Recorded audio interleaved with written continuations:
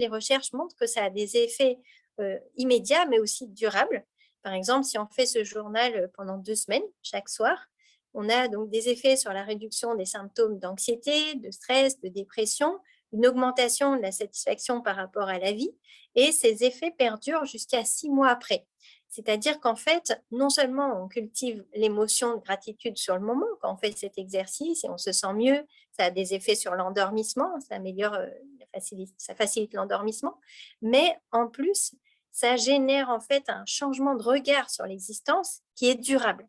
Donc c'est vraiment là-dessus qu'on travaille en termes de facteurs d'adaptation. C'est pas juste générer momentanément une émotion agréable, c'est vraiment changer de regard sur l'existence. Vous parliez du verre à moitié vide, à moitié plein. Donc, c'est vraiment observer des choses qu'on ne voit pas habituellement parce qu'elles ne sont pas menaçantes et c'est des petites choses du quotidien. Donc, on les oublie rapidement.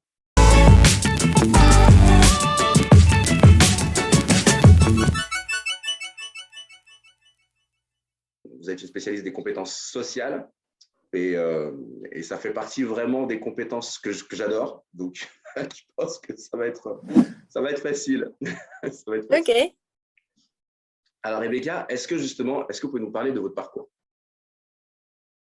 Oui, au départ, je suis psychologue clinicienne spécialisée dans les troubles alimentaires et les addictions. Et en fait, au regard du taux de rechute qu'on a dans ce champ, je me suis intéressée plutôt à la prévention de ces problématiques, c'est-à-dire finalement, qu'est-ce qui peut permettre aux personnes de mieux s'adapter au quotidien, aux difficultés qu'ils peuvent rencontrer dans leur vie, sans avoir besoin d'avoir recours à des produits, à des substances psychoactives ou à des comportements alimentaires qui vont générer des problèmes pour la santé.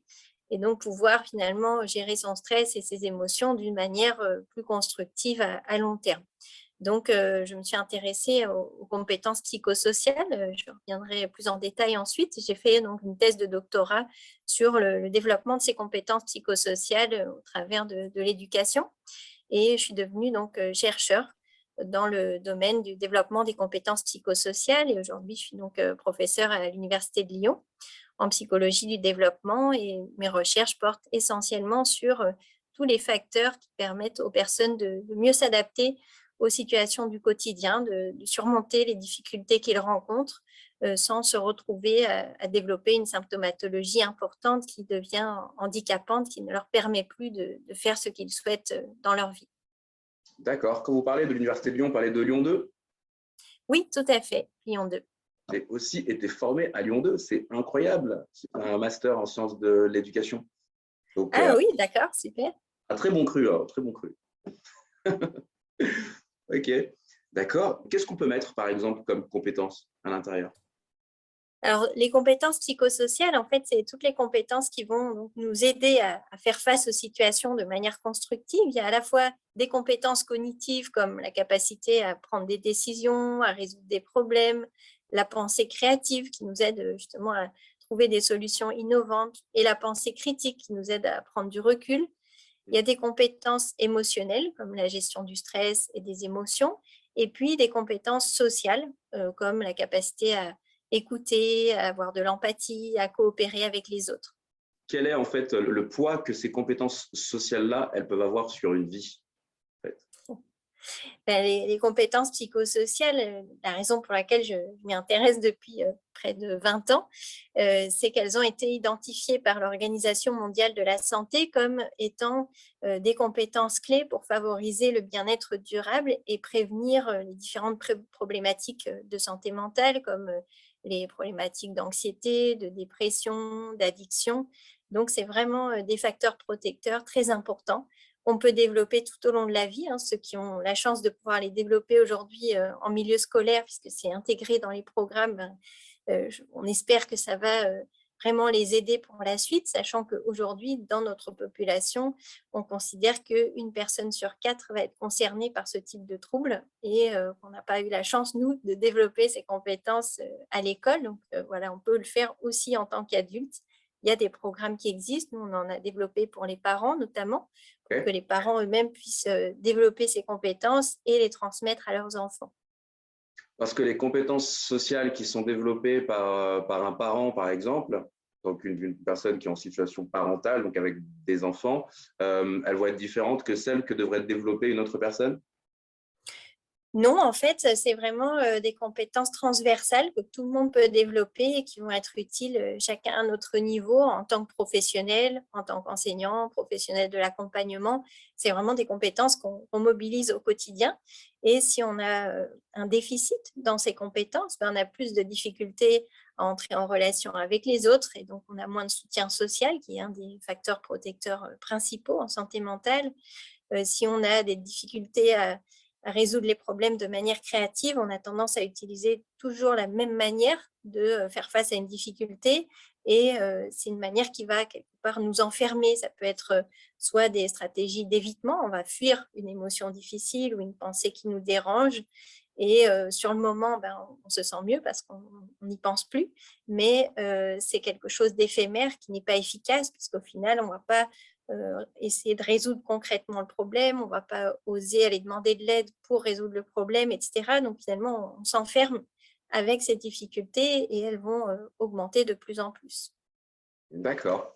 Est-ce qu'on peut parler d'une compétence un peu spéciale, donc celle qui a fait que je vous rencontre aujourd'hui finalement à travers votre livre, c'est la gratitude. Alors, comment est-ce que vous la définiriez, vous? Alors, au départ, la gratitude, on parle d'une émotion, hein, c'est une émotion qu'on éprouve quand on reçoit, on perçoit en fait qu'on a bénéficié d'une attention ou d'une aide de la part d'autrui. On peut aussi éprouver une émotion de gratitude par rapport à l'existence, au fait d'être en vie ou par rapport à la nature, par exemple, lorsqu'on prend conscience de tout ce que la nature nous apporte. Donc ça, c'est une émotion de gratitude. C'est une Ok. émotion qui est dite positive parce qu'elle a des effets bénéfiques à la fois sur la personne qui éprouve cette émotion, mais aussi parce qu'elle génère des comportements constructifs face aux autres. Donc ça augmente la capacité à être attentif à l'autre, à être altruiste et solidaire. Et donc c'est une émotion qui va être très utile socialement. On parle d'une émotion pro-sociale, elle nous pousse à être plus altruiste. Et en plus, cette émotion, elle va être un facteur d'adaptation important parce qu'elle va nous aider à orienter davantage l'attention vers ce qui est constructif dans notre quotidien et nous aider à être moins influencés par ce qu'on appelle le biais de négativité. C'est une tendance qu'ont tous les humains à percevoir et à retenir en priorité ce qui ne va pas, ce qui nous dérange, ce qui nous stresse, Hmm.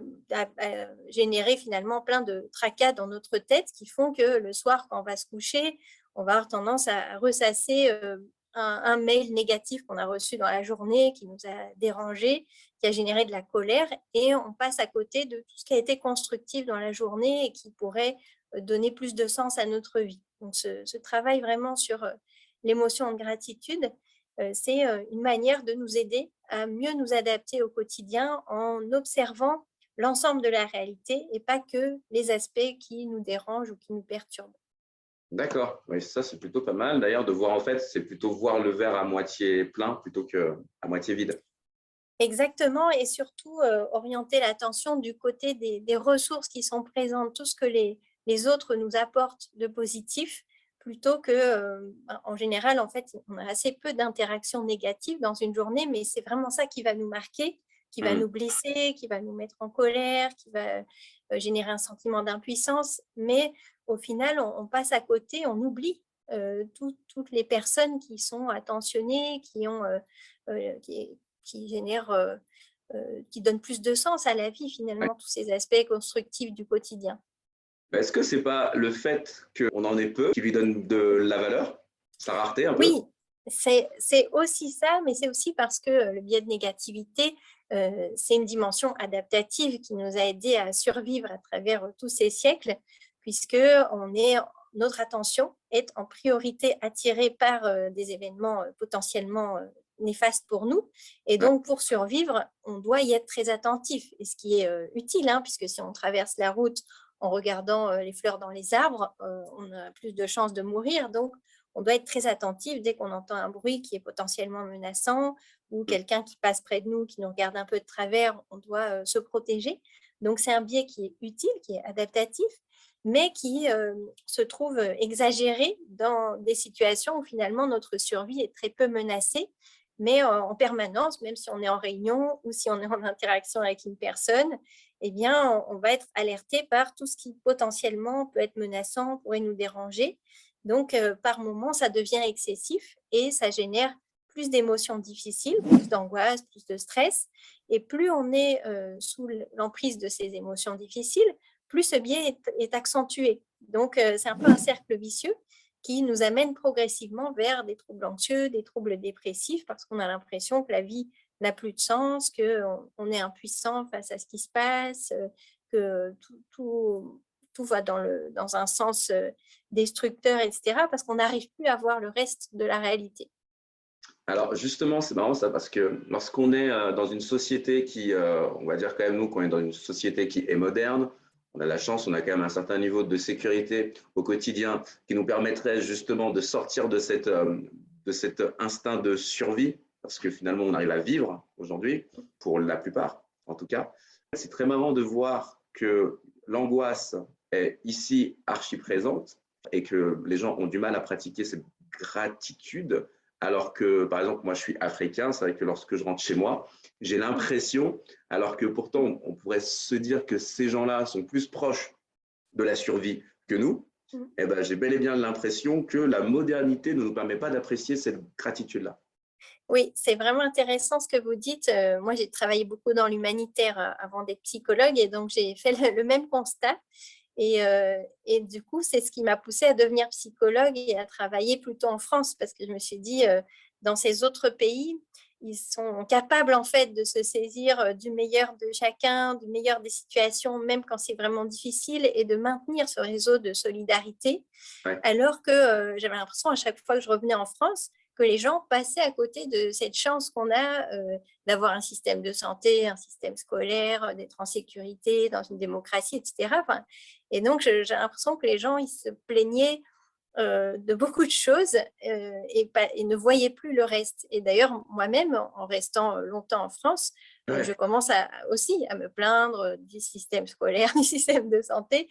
Et donc, il y a besoin de prendre ce recul. Et c'est l'idée des pratiques de gratitude, hein, parce qu'en fait, on peut développer cette attitude envers la vie, on voit plus les aspects positifs. C'est l'idée de, comme si on mettait une nouvelle paire de lunettes chaque matin en se disant, ah, j'ai de la chance d'avoir un toit, un bon petit déjeuner, d'habiter face à ce paysage, d'être proche de telle et telle personne. Donc, c'est une chance en fait. C'est pas un dû, c'est pas le hasard. Enfin, c'est le hasard, oui, mais je veux dire, c'est pas euh, juste un truc qui arrive et qui va perdurer. En fait, c'est quelque chose qu'on peut cultiver, qu'on peut maintenir grâce à cette prise de conscience. Et Mm. donc, je pense que c'est vraiment une dimension très importante, en particulier dans nos cultures où on n'a pas, on prend pas assez ce recul, où on voit la chance qu'on a. Donc, il y a différentes pratiques en fait qui vont permettre, celle qui est la plus utilisée dans les recherches, c'est le journal de gratitude, Ouais. où on propose aux personnes de noter chaque soir jusqu'à 5 choses pour lesquelles elles éprouvent de la gratitude. Alors l'idée, c'est vraiment d'attirer l'attention vers des petites choses du quotidien, hein. C'est pas des grandes choses qui nous arrivent, mais ça peut être un appel téléphonique d'un ami, ça peut être un beau paysage qu'on a vu, ça peut être le sourire d'un enfant.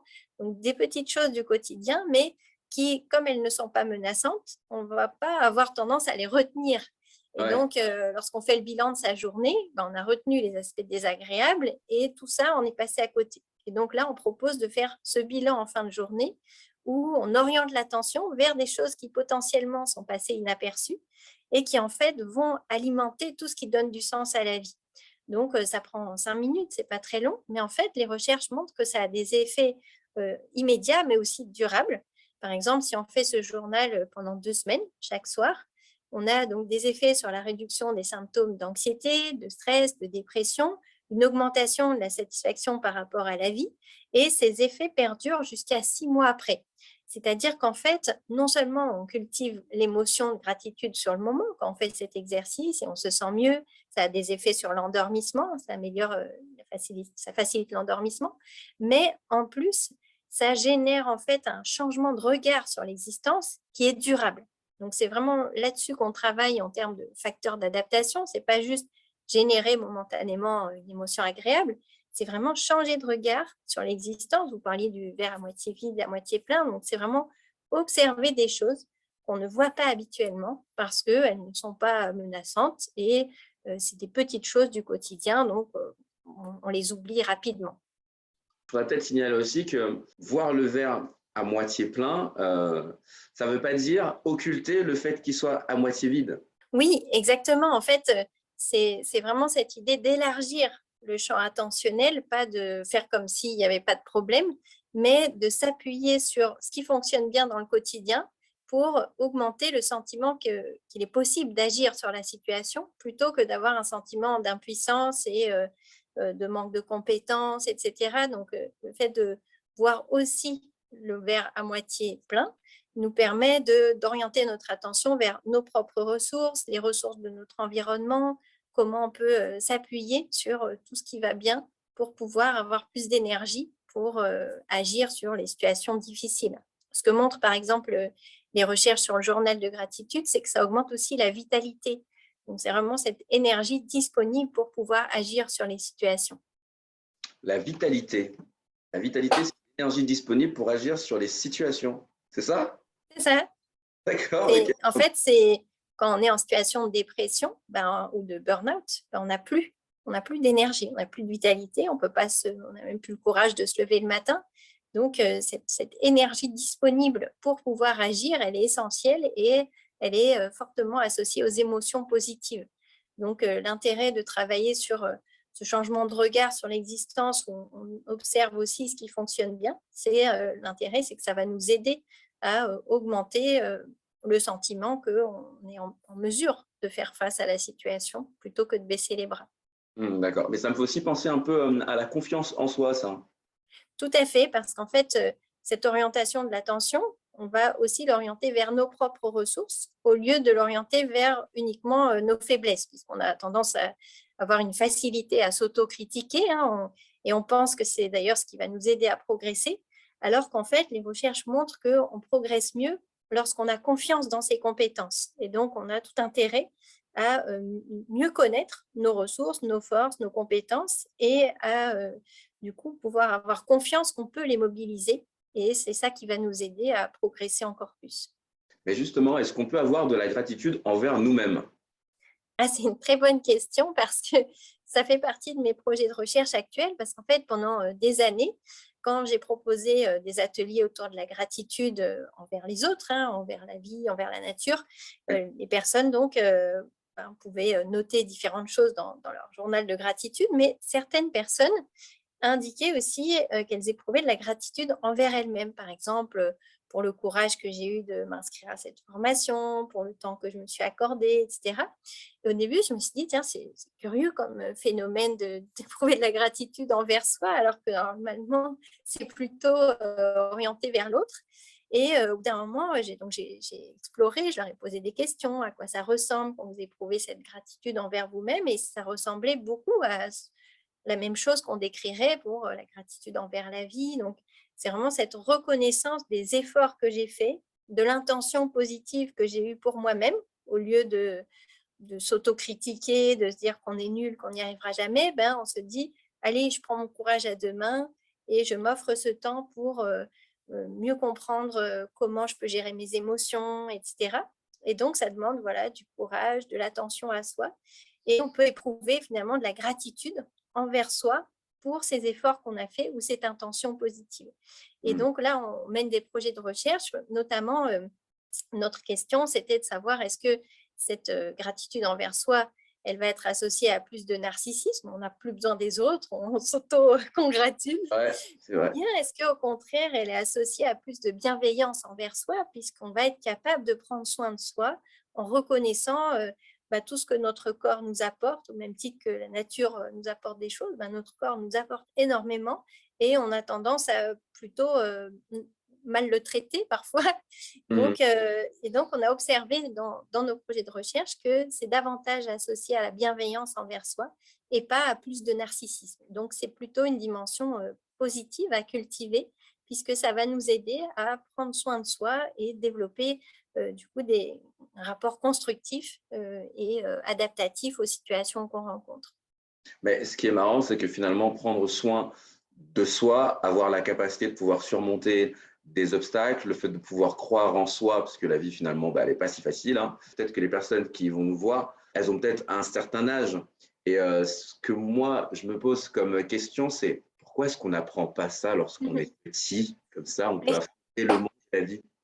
tout à fait. Eh bien, ça fait partie justement des programmes que nous, on développe en milieu scolaire. Et d'ailleurs, on vient de créer l'Observatoire du bien-être à l'école, dont l'objectif est de pouvoir diffuser toutes ces pratiques qui ont été scientifiquement validées pour que les enseignants, les établissements scolaires et les parents aussi qui le souhaitent puissent saisir de ces outils, proposer ce type de pratiques et le développement de ces compétences dès le plus jeune âge.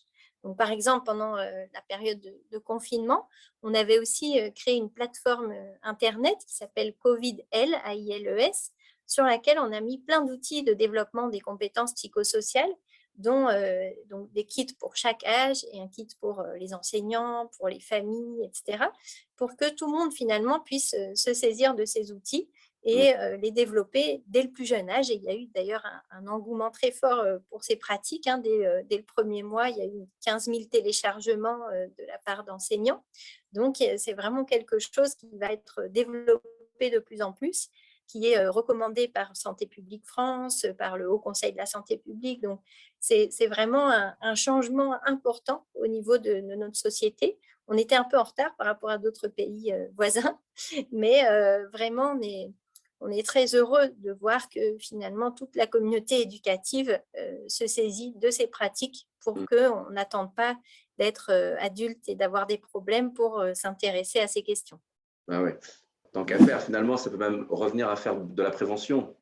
C'est ça, c'est de la prévention. Alors, nous, on appelle ça promotion de la santé mentale parce que prévention, c'est plus par rapport à un problème en particulier. On va prévenir les risques d'addiction, les risques de dépression.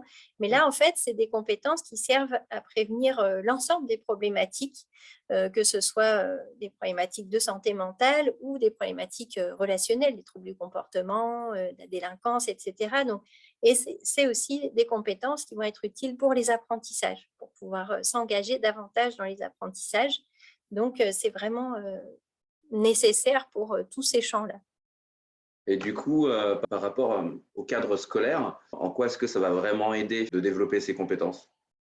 Alors, ça va aider à plusieurs niveaux, puisque d'une part, ce qu'on constate aujourd'hui par rapport aux problématiques qu'on peut observer dans l'éducation nationale, c'est d'une part un épuisement du côté des enseignants, donc beaucoup de difficultés, plus de burn-out que d'habitude dans ce secteur, et donc des besoins aussi au niveau des enseignants de pouvoir prendre soin d'eux-mêmes, même si il y a bien sûr besoin de travailler du côté de l'institution pour qu'il y ait plus d'enseignants, plus de soutien aux enseignants dans ce contexte. D'une part, il y a vraiment ce travail qu'on peut faire pour les enseignants, développer les compétences psychosociales des enseignants pour que eux-mêmes soient plus en mesure de prendre du recul par rapport aux situations difficiles qu'ils rencontrent, orienter l'attention. Différentes problématiques qu'on peut rencontrer aujourd'hui en milieu scolaire. Donc, un premier aspect, et alors surtout qui a été aggravé aussi pendant cette période de crise sanitaire, c'est l'épuisement des enseignants et donc vraiment la nécessité de pouvoir mieux prendre soin des enseignants puisque, et si on revient sur la question de la gratitude, finalement, les enseignants reçoivent surtout des critiques et de la pression à la fois de la part des supérieurs hiérarchiques, de la part des parents, de la part des élèves, des autres collègues et très peu de sources de reconnaissance finalement, très peu d'expression, de reconnaissance par rapport à tous les efforts qu'ils font et toute l'énergie qu'ils mettent dans leur travail. Donc, ça, c'est vraiment une dimension sur laquelle on peut travailler pour pouvoir améliorer la qualité des relations et la bienveillance dans le champ de l'éducation, aussi donc orientée vers les enseignants. Deuxième domaine de problématique qu'on repère en milieu scolaire, c'est la nécessité de travailler sur la question de la motivation, notamment au collège. On voit qu'il y a une chute de la motivation chez les collégiens entre la 6e et la 3e et des problématiques liées entre les élèves. Et donc, ça, c'est aussi une dimension sur laquelle on peut travailler avec le développement des compétences psychosociales. On va développer les qualités d'empathie, d'écoute et de coopération. Donc, qu'on peut démarrer dès l'école maternelle pour pouvoir et prévenir davantage le harcèlement scolaire. Et puis aussi la question de l'apaisement. Finalement, beaucoup d'enseignants nous disent qu'il y a des problèmes d'attention, mais ces problèmes d'attention sont aussi fortement associés aux problèmes d'anxiété. Donc, comment on peut travailler sur cet apaisement des émotions à travers des pratiques comme la pleine conscience dans le domaine scolaire. Donc, il peut à la fois offrir un temps de calme pour l'enseignant et une meilleure attention, une meilleure qualité de l'attention de la part des élèves pour pouvoir mieux apprendre. D'accord, parce que moi, quand j'étais à l'école, je me disais que si jamais j'étais pas si attentif que ça, c'était aussi en lien avec le professeur et la matière, l'intérêt, donc la motivation finalement. Alors oui, mais en fait, ce qu'on constate, c'est que au niveau des recherches, on travaille sur la question des besoins psychologiques fondamentaux, donc comment on peut répondre aux besoins psychologiques fondamentaux, que sont le sentiment d'autonomie, donc de pouvoir faire des choix, le sentiment de compétence, donc être à la mesure des tâches qu'on nous propose, pouvoir répondre à ce qui nous est demandé dans le domaine scolaire, et le sentiment de lien social, le sentiment de proximité relationnelle. Et en fait, dans le domaine scolaire, ce qu'on apprend déjà en formation initiale aux enseignants, c'est à mettre en place la juste distance professionnelle pour qu'il n'y ait pas de confusion, on n'est pas copain-copain, etc. Et en fait, en faisant cela, on se coupe de la motivation la plus forte qui est liée à la relation. Par exemple, vous dites, des fois, on n'est pas très motivé par la matière, mais en fait, si cette année-là, vous avez un enseignant où vous vous sentez proche de lui, vous sentez qu'il valorise ce que vous faites, il reconnaît vos efforts, eh bien vous allez aimer plus la matière. Et inversement, peut-être il y a une matière que vous aimiez beaucoup, puis vous vous retrouvez avec un enseignant qui est froid, distant, qui met que des mauvaises notes, où vous avez l'impression que c'est injuste, alors vous avez fait beaucoup d'efforts, etc. Et donc, lorsque ces efforts ne sont pas reconnus et qu'il n'y a pas un sentiment de proximité relationnelle, on perd la motivation. Donc, c'est quand même fortement lié à cette question de la relation et de la possibilité de répondre aux besoins d'autonomie et de compétences. Et dans notre système scolaire actuel, en tout cas, c'est en train de changer, mais on avait cette croyance qui était que plus on met des mauvaises notes aux gens, plus ils vont être motivés et ils vont travailler plus. Alors qu'en fait, les recherches montrent l'inverse. Et donc, le travail qu'on fait avec la psychologie positive, c'est vraiment d'essayer d'aider les enseignants, les parents et les élèves à orienter l'attention vers ce que l'élève arrive à faire et renforcer ce sentiment de compétence, ça augmente l'engagement dans les apprentissages et donc la réussite scolaire. Donc, on va vraiment travailler sur la réponse à ces trois besoins dans le domaine scolaire. Et d'ailleurs, c'est ça qu'on appelle l'éducation bienveillante. C'est une meilleure prise en compte de ces besoins pour pouvoir amener l'élève à développer tout son potentiel. Donc, lorsqu'on parle de la place de la bienveillance dans l'enseignement, on parle surtout de la valorisation en fait de ce dont l'élève est capable. Exactement, c'est ça. La bienveillance, parfois, c'est confondu avec une forme de laxisme, où on devrait laisser faire que ce que les élèves ont envie, etc. Mais en fait, c'est pas ça l'idée. C'est vraiment être le plus possible attentif aux potentialités de l'élève et offrir un cadre qui permette à l'élève d'exprimer cette potentialité. Et donc, c'est une dimension très exigeante aussi, hein, puisqu'on va essayer de repérer les compétences de l'élève pour qu'il puisse le plus possible les utiliser. Donc, il ne s'agit pas juste de s'amuser, mais vraiment d'être au plus près de la zone de développement possible pour chaque élève, mais dans cette relation d'interaction chaleureuse avec l'élève. Et ça, c'est vraiment une dimension importante parce que c'est ça qui va faciliter l'adhésion à ces apprentissages. Alors, interaction chaleureuse, j'aime bien le concept, hein. J'aime bien les mots interaction et chaleureux, je valide complètement. Mais ça me fait penser à un jour, j'ai regardé un TF1, je suis tombé sur le journal de 13 heures et c'était à l'époque de la rentrée dernière, donc en septembre, où en fait ils interviewaient un enfant de 6 ans et ils lui demandaient comment est-ce qu'il se sentait pour la rentrée. Et l'enfant dit vraiment ces mots-là, je me sens stressé. C'est ça. Et en Et, fait, ce qui va permettre le plus possible à l'enfant de se sentir bien dans le contexte scolaire, c'est la qualité des relations.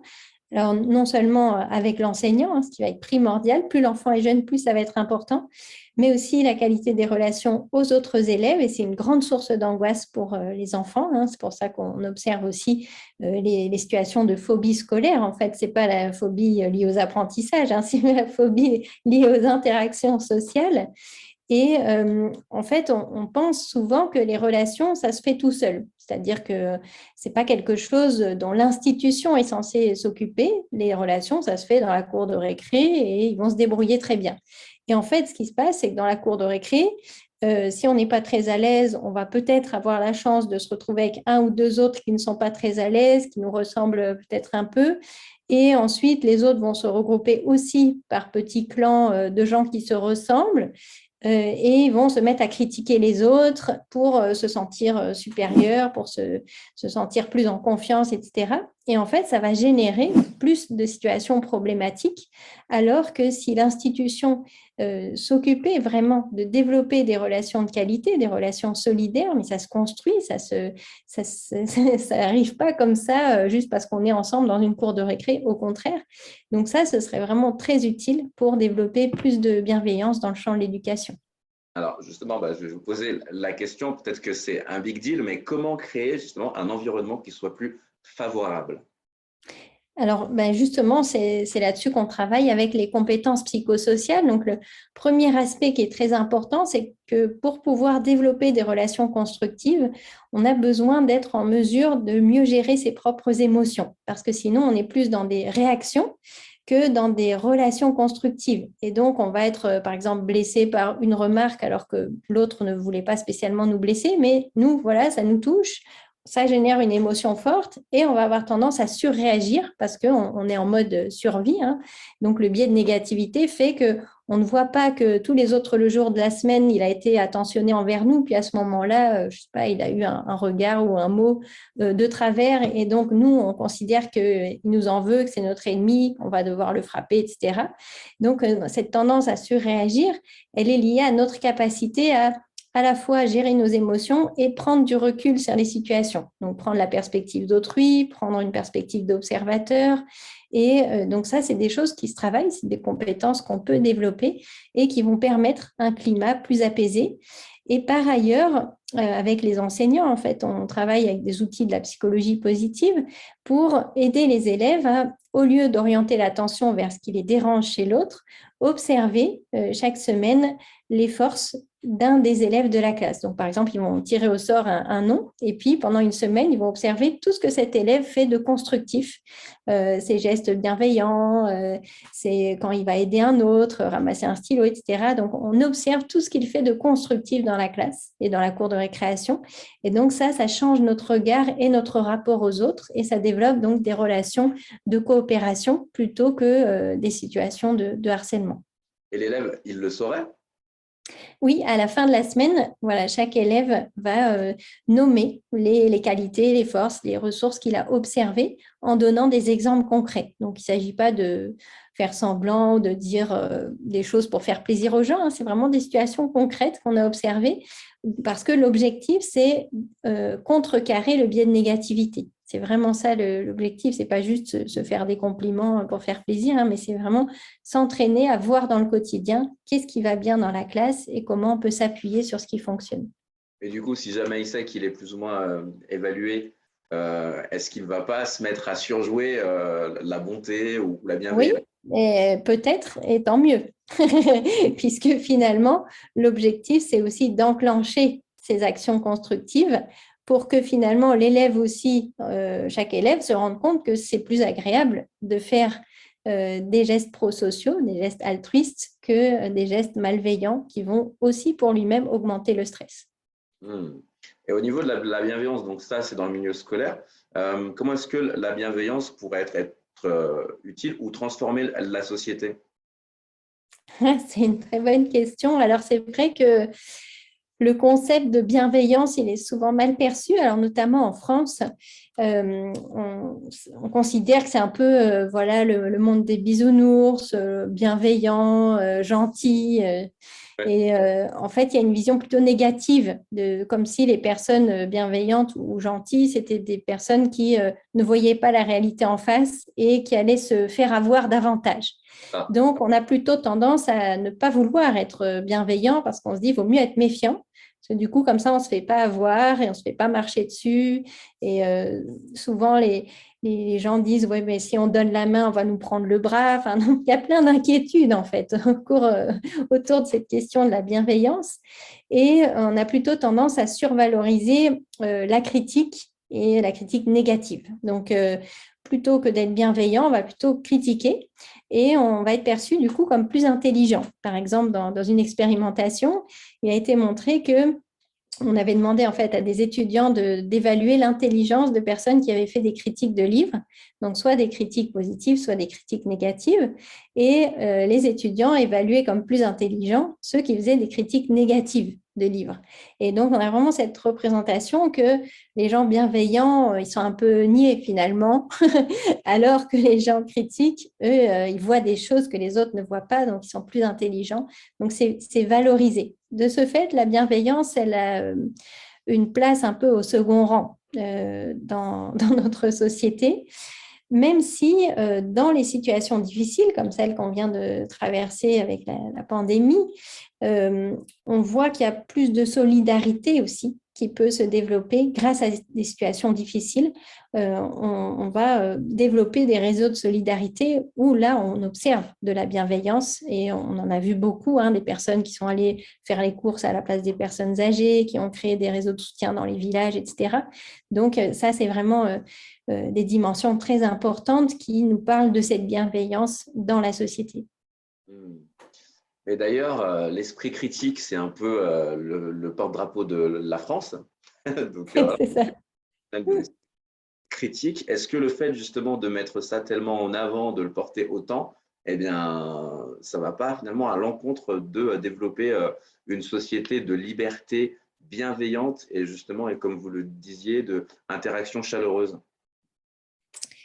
En fait, je pense que ça peut être complémentaire. C'est pas forcément une contradiction, mais c'est plutôt la représentation de la bienveillance qui serait utile de modifier. Mais il n'y a pas forcément de contradiction parce que l'esprit critique, il est très important pour prendre du recul sur les situations, aussi par rapport à soi-même, ne pas juste croire à nos propres représentations, être capable de les mettre de côté, d'écouter les représentations des autres. Donc, l'esprit critique en soi, c'est très utile et adaptatif. Ça fait partie des compétences psychosociales.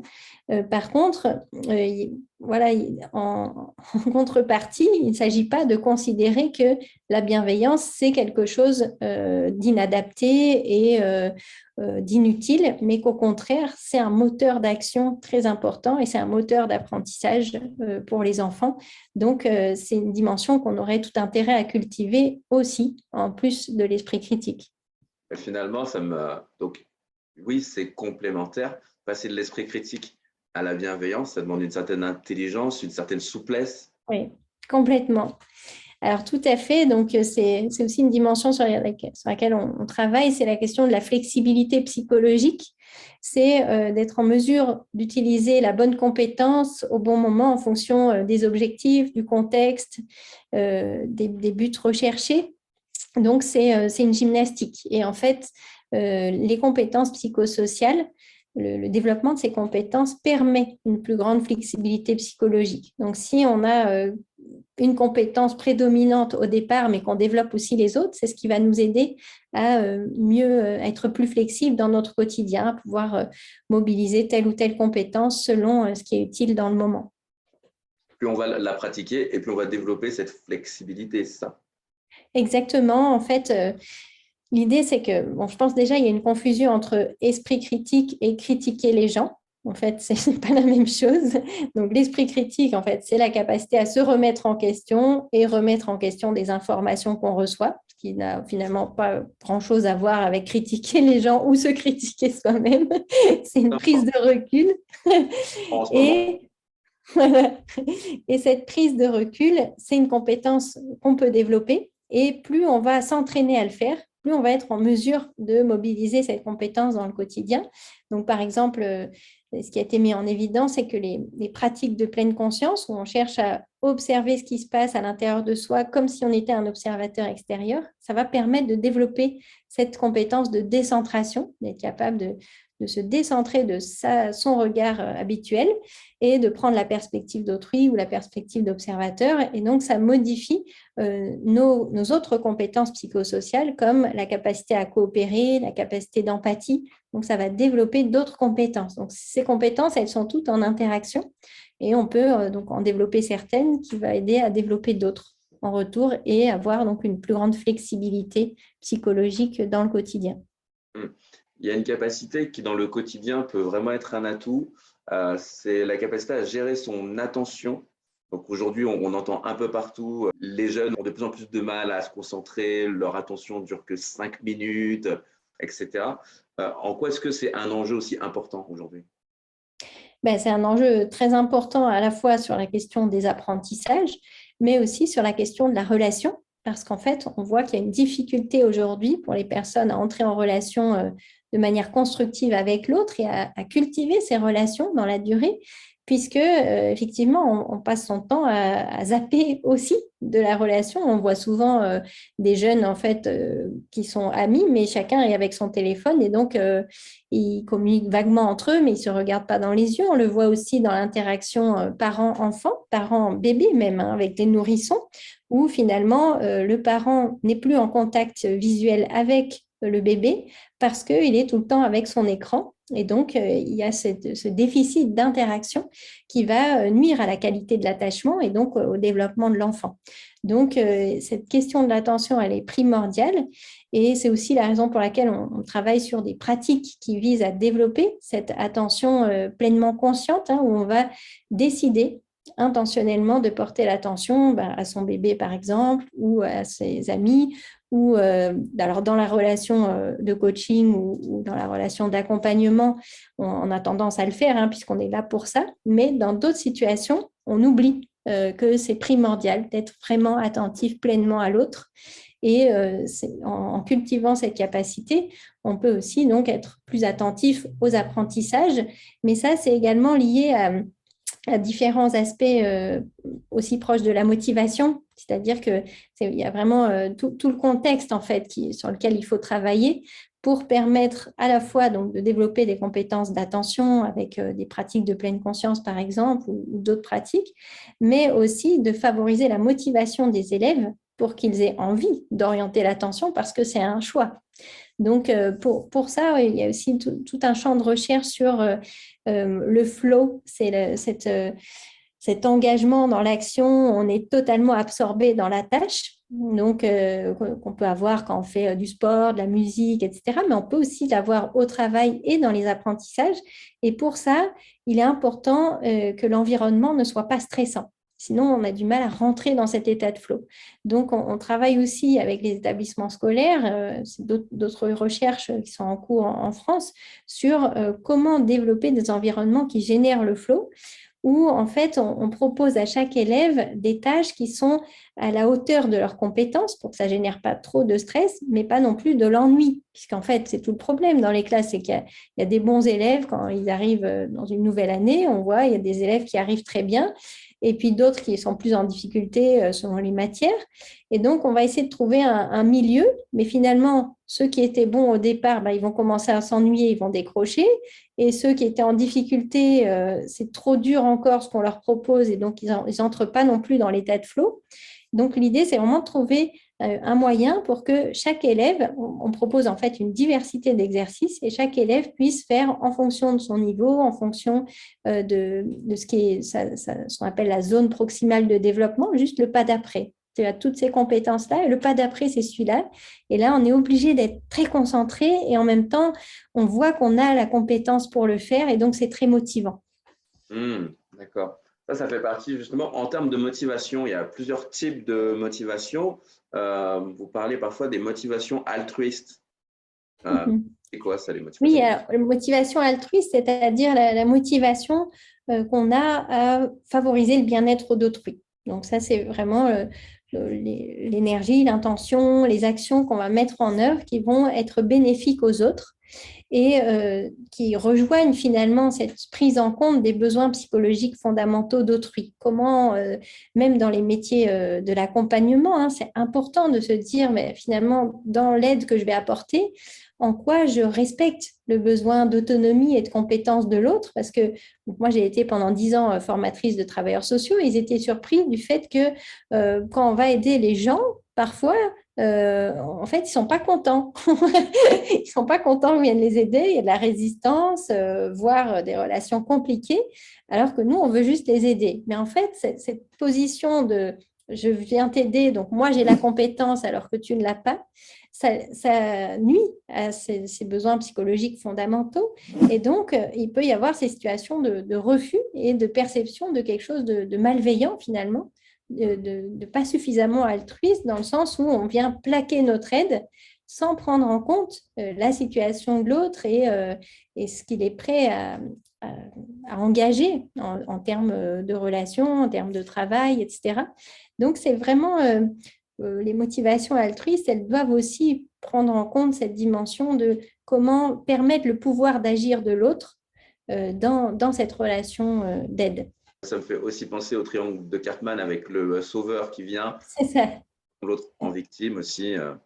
Tout à fait. Et aussi, on peut aussi faire le parallèle dans la relation éducative où si on ne laisse pas suffisamment de part à l'autonomie, on est dans ce rapport descendant, on donne des savoirs, on dispense des savoirs en tant qu'expert et on s'attend à ce que voilà, le vase se remplisse petit à petit chez l'enfant. Et en fait, si on n'a pas respecté ce pouvoir d'agir, eh bien, il ne va pas s'engager. Il n'y a pas assez de motivation pour pouvoir s'engager dans ces apprentissages. D'accord. Vous parlez aussi de un terme qui m'a choqué. Là, c'est la réévaluation cognitive. Oui, alors en fait, ça rejoint un peu ce qu'on a abordé ensemble à la fois avec les pratiques de gratitude et avec cette capacité de décentration. En fait, ce qu'on appelle la réévaluation cognitive, c'est on a vécu une situation en la percevant sous un certain angle et on l'a perçue comme négative. Donc, et là, on propose de refaire un travail sur cette même situation qui est déjà passée en l'observant sous un autre angle. Tiens, et si on prenait telle perspective, comment on verrait les choses? Et en fait, ça nous permet de changer de regard sur des éléments du passé qu'on n'arrive pas à digérer parce qu'on est resté sous un certain angle. Je vous donne un exemple. Imaginons, vous aviez visé un emploi et en fait, vous n'avez pas eu cet emploi. Mais du coup, ça vous reste comme un échec. Vous vous dites, ben voilà, ils m'ont refusé pour telle et telle raison parce que je suis une femme, etc. Ils ont peur qu'après je tombe enceinte et ça va être un problème. Et du coup, je reste dans cette vision négative des recruteurs qui font de la discrimination à l'embauche, etc. Et si ça reste vraiment quelque chose de douloureux, cet échec, eh bien, ça va impacter notre capacité après à rechercher d'autres emplois. Et donc, là, ce qu'on peut proposer comme travail, c'est cette porte qui s'est fermée à un moment donné dans votre vie. Qu'est-ce que ça a permis comme autres portes qui ont pu s'ouvrir grâce au fait que celle-là était fermée. Donc, ça peut être en termes de rencontres, en termes de finalement, j'ai fait une autre formation et c'était encore plus intéressant pour moi et maintenant, j'ai un métier qui me plaît plus. Donc, partir d'une situation qui est vécue comme un échec et qu'on ressasse encore aujourd'hui, comment on peut la voir sous un autre angle de manière plus constructive pour pouvoir passer à autre chose qui soit moins pesant pour soi. Donc, finalement, on change de positionnement, de point de vue. Est-ce qu'on se met C'est aussi à ça, la place d'une autre personne? On se met dans un autre corps tout avec à un... fait. Exactement, ça peut nous aider à prendre d'autres perspectives. Donc, c'est vraiment cette idée, par exemple, si on a l'impression d'être nul, de manquer de compétences, etc., eh bien, on peut se dire, par exemple, dans telle action que vous avez menée, imaginons que quelqu'un, un proche, vous ait vu en train de mener tel projet, qu'est-ce qu'il dirait de vous? Et donc là, ça nous donne un autre angle de vue qui est moins porté par cette autocritique répétitive négative où on voit que ses défauts. Et quelqu'un d'autre aurait vu, imaginons, là, moi je travaille beaucoup dans le soutien à la parentalité en ce moment et les parents s'autocritiquent beaucoup. Mais finalement, n'importe quel autre parent qui verrait ce qui se passe se dirait, mais c'est tout à fait normal. Ben, à un moment, oui, tu as crié sur ton enfant parce que tu étais totalement épuisé, il n'y a personne qui est là pour t'aider, tu n'as pas trouvé de relais. Et voilà, donc ça, c'est des situations normales en fait. Ce n'est pas parce que tu es un mauvais parent, que tu as tout raté, que du coup, ton enfant, il va devenir un délinquant. Enfin, donc les parents, il y a beaucoup de choses qui se passent dans nos têtes et qui génèrent du mal-être parce qu'on a cette difficulté à prendre d'autres perspectives, à relativiser, à prendre conscience que tout le monde finalement peut se retrouver dans ces situations difficiles et que on peut oser demander de l'aide. Est-ce qu'on a tendance à venir très vite au mal-être parce que justement, on n'est pas dans un environnement aujourd'hui qui peut nous permettre de faire appel à d'autres choses? Oui, alors qui peut faire appel notamment à de l'aide. C'était aussi l'objet d'un de mes livres que j'ai coécrit avec Christophe André, qui s'appelle Ces liens qui nous font vivre. En fait, à la base, ce livre, il a émergé parce que dans les ateliers de soutien à la parentalité, je me suis aperçue que les parents se retrouvaient en situation d'épuisement parental par peur de demander de l'aide. Et une fois qu'ils sont en situation d'épuisement, ça augmente les risques de négligence, de maltraitance, etc. Et donc là, ils peuvent encore moins demander de l'aide parce qu'après, ils vont avoir peur qu'on leur retire leur enfant. Mais les moments où c'était encore possible, en fait, l'histoire que les gens se racontent aujourd'hui, c'est que demander de l'aide, c'est un signe de faiblesse, voire d'immaturité, parce que finalement, on doit encore demander de l'aide à ses parents, etc., pour pouvoir gérer les situations difficiles avec les enfants, pour aller les chercher à l'école, enfin des choses toutes simples, très concrètes. Mais on a l'impression qu'on est censé assumer tout seul ce rôle, alors que dans les sociétés traditionnelles, on considérait d'ailleurs en Afrique qu'il faut tout un village pour élever un enfant. Donc, on ne fait pas ça tout seul. C'est impossible, en fait, de s'occuper de toutes les dimensions tout en continuant à prendre soin de soi et en travaillant à plein temps. Enfin, voilà, c'est vraiment demander l'impossible. Et donc, on essaye de rentrer dans ce moule, puisque dans notre société, on est censé être indépendant, au sens où on n'aurait pas besoin des autres. Mais et c'est ça qui nous dit qu'on est un adulte. On a un adulte indépendant, capable de subvenir tout seul à ses besoins et on est du coup censé gérer toutes les situations seul. Et en fait, c'est ce qui augmente de manière phénoménale le burn-out actuellement, notamment chez les parents.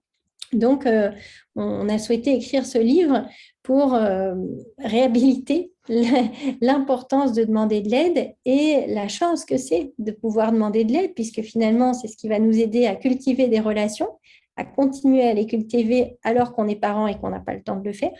Donc, ça nous oblige en quelque sorte à maintenir ce réseau relationnel constructif et permettre à d'autres de venir en aide, c'est aussi quelque part leur rendre service puisque ça donne du sens à la vie.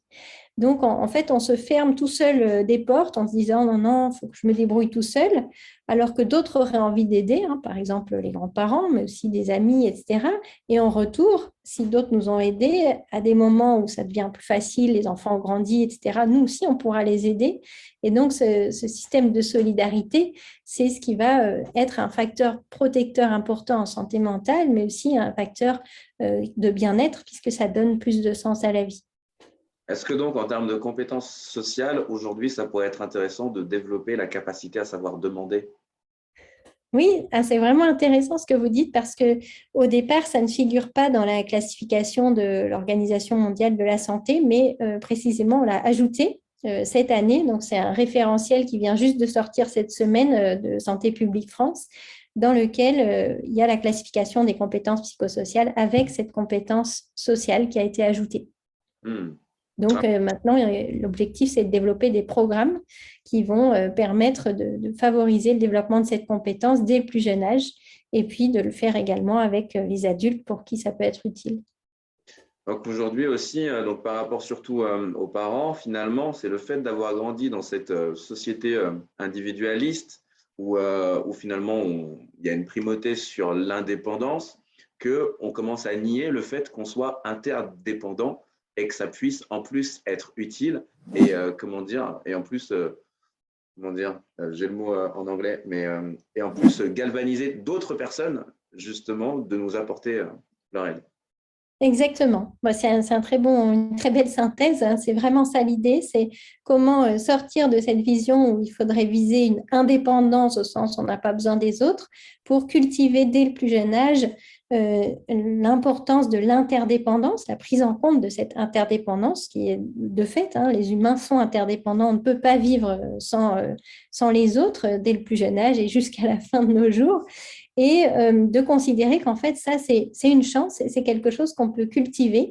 Donc, ce qu'on a appelé l'interdépendance positive, c'est comment ce système d'interaction va permettre de faire émerger le meilleur de chacun. Donc, le développement des compétences psychosociales des enfants, de leurs apprentissages, de leur potentiel, mais aussi chez l'adulte, hein, dans les relations de couple, dans les relations au travail, comment cette qualité d'interdépendance positive va permettre de faire émerger le meilleur de chacun. Top, top. Rebecca, merci. C'est vraiment sympa. C'est vraiment sympa. C'est vraiment un super échange. Merci à vous aussi d'avoir vraiment essayé avec vos multiples caméras et vos multiples ordi, des connexions câbles et les changements de pièces. Super. Vraiment top. Ce qui va se passer maintenant, c'est qu'on va clore cette interview qui fut très intéressante. J'espère que ceux qui nous écouteront, ils en profiteront aussi pareil et puis qu'ils prendront autant de plaisir que moi à vous écouter et à m'écouter aussi, parce que je m'écoute aussi moi-même. Donc, la gratitude, hein, c'est ça, c'est envers l'autre et soi aussi. Donc, voilà, j'ai beaucoup de gratitude pour vous et pour ce que vous nous avez partagé. Merci à vous. Et puis, je vous tiens au courant de la suite. Merci, merci pour tout ce que vous faites et puis bonne continuation.